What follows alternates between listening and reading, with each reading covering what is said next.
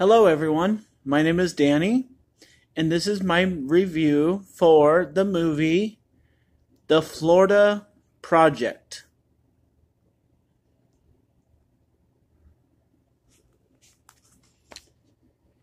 On a stretch of highway just outside the most magical place on earth, 6-year-old Mooney and her ragtag band of playmates spend an unforgettable summer at the Magic Castle, a budget motel managed by Bobby. Bobby's stern exterior hides a deep reservoir of kindness and compassion as he watches over the kids' adventures, protecting them from some of the harsher realities of life. This runs 111 minutes. It's totally rated R, and it is a 2017 film. This stars Willem Dafoe, Brooklyn Prince, I didn't know if there's anybody else we know. No, not really. So, I had no idea what to expect going into this. I see kids on the front cover, but I didn't read the storyline before I watched it. I didn't really know anything about it, and it showed up on my list. I gave it a watch. Wow. This movie is going to shock you in certain ways. It's going to bore you in certain ways. And I'm just kind of like stunned right now. I don't really know what to think. So I'm going to try and do this review. But I honestly think it was kind of a different movie. And so if anything I say makes sense, great. We'll start with the negatives because there's a bunch of them right at the beginning. I just plain don't like movies that kids are cussing. I think that ruins kids for their life. We wonder why people are on drugs, as celebrities and have to do things to calm the stress. And then we watch movies where kids are cussing. It's just that I don't know if it scars them for life or not, but I just don't appreciate it all the time. There's a lot of them, so. I just wrote down that this movie is kind of a guidelines for bad parenting, and I really just I see so much of it when I'm out and about. Like a lot of people in my circle, we're always commenting on how bad parents are and how many examples we have at Walmart and along the street, and this one is kind of a good example of it. And I hated to watch some of the things that happened, but it does happen. And it's just a movie, but it's a very movie about really real stuff. Okay, so my comment right now is that I don't know if this is good or not, but it just was weird, and I didn't really appreciate it, I guess, for what it was, but maybe it's kind of a different style.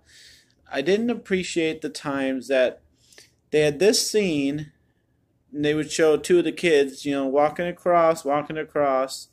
Then they changed camera angles to this. Then they'd show two kids walking across. That's still camera motion and having people just do nothing across the screen for 30 seconds. Is that a style? And I thought it was kind of stupid. It took up a lot of the movie, just us watching people walk across town in different camera angles that took 30 seconds each. And I didn't really like that. I didn't really think it added anything to the movie. And, there wasn't any effect to it. So it just seemed like it was kind of a time filler. There were a couple funny things in this movie, like genuinely funny, like kind of took a time out from the seriousness of things to be funny. And the first thing, I think Dafoe had most of the funny lines, to be honest. His character is really amazing, but he mentions that people can just shut up and, do whatever and enjoy their VCRs. I had to laugh at that. I don't really know anybody who has a VCR anymore, and I feel sorry when I go garage sale hunting in different Salvation Army stores, and there's still a bunch of VHS. I don't know if anybody's buying them. I don't know if anybody watches them. So I just thought that was kind of, I don't know what time period this was supposed to be, but that was kind of funny. Um, the other thing was that towards the end, Defoe again, he's the manager of this hotel. He walks outside. He's like, "Okay, guys, let's get a move on." And there's these, I think they're storks, and they're just in the driveway of the hotel. And he kind of shoos them, and he has some other funny things. And his character is really deep, but I appreciated the funny moments. They kind of were a reliever of the seriousness. I really enjoyed that. This is a really good character for Defoe. Um, he's done so much, for him to attach himself to kind of a small time movie like this. I thought it was amazing in the beginning at all. And once I realized his role in the movie, he has a time where he stops a possible child molester. He has times that he is trying to kick out a tenant, but he's too nice a guy to really do it.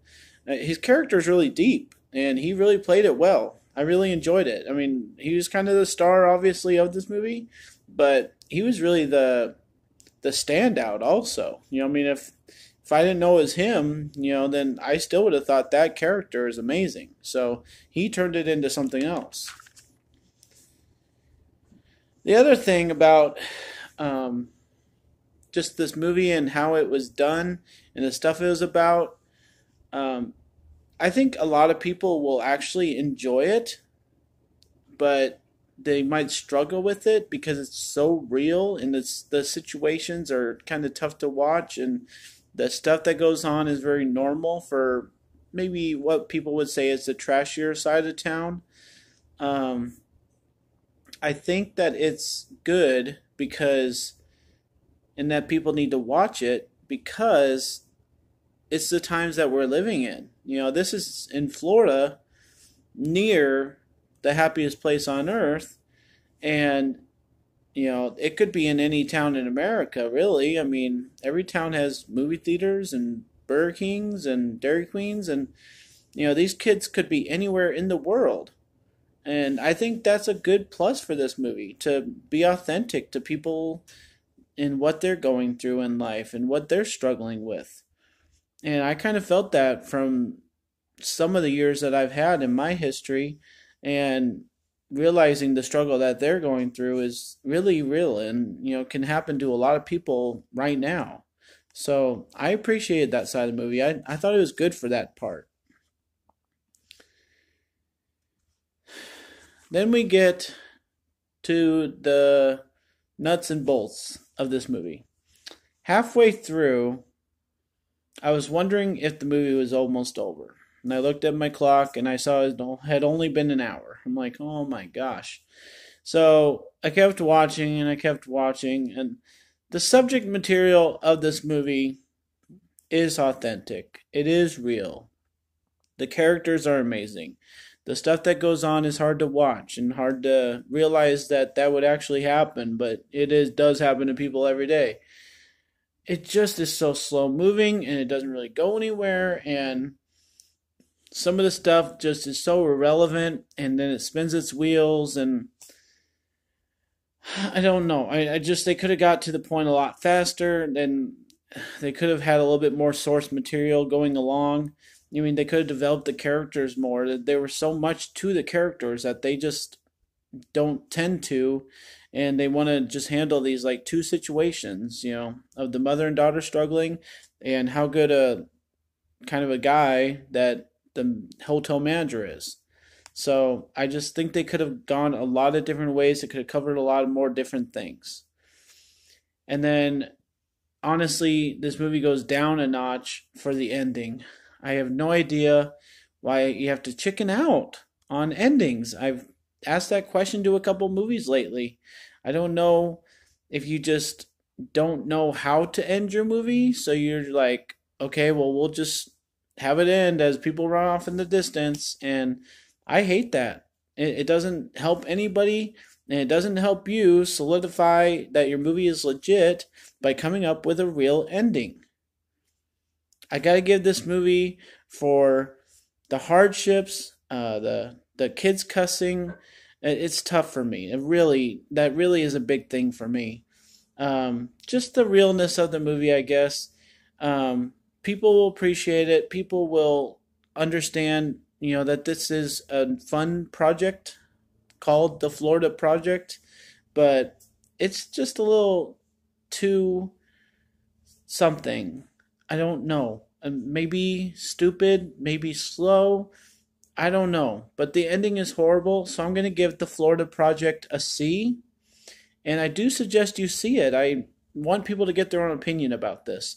It's good, but I don't watch a lot of homemade documentaries or scientific discovery kind of things, and this just seemed kind of like a low budget, very kind of personal project, and I just don't know what to do about it. So I'm just gonna give it a C. I'm gonna cop out, kind of like they did with their ending, and just kind of say a C and move on. So my name is Danny. If you like this or any of my other reviews, please give them a watch and like and subscribe to my channel if you want to know about the stuff I have coming. We're nearing the end of May, so my list will grow shorter as the month goes on here. But obviously, Deadpool 2 is this weekend, and everybody and their dog's going to go see that. But try and fit in my review of it if you want to. I don't, I know everybody's going to be watching Chris Stuckman and other big names, but I do go and see the new ones in theaters, and I'm expecting Deadpool 2 to be impressive. So, thanks a lot, guys. Enjoy your movies.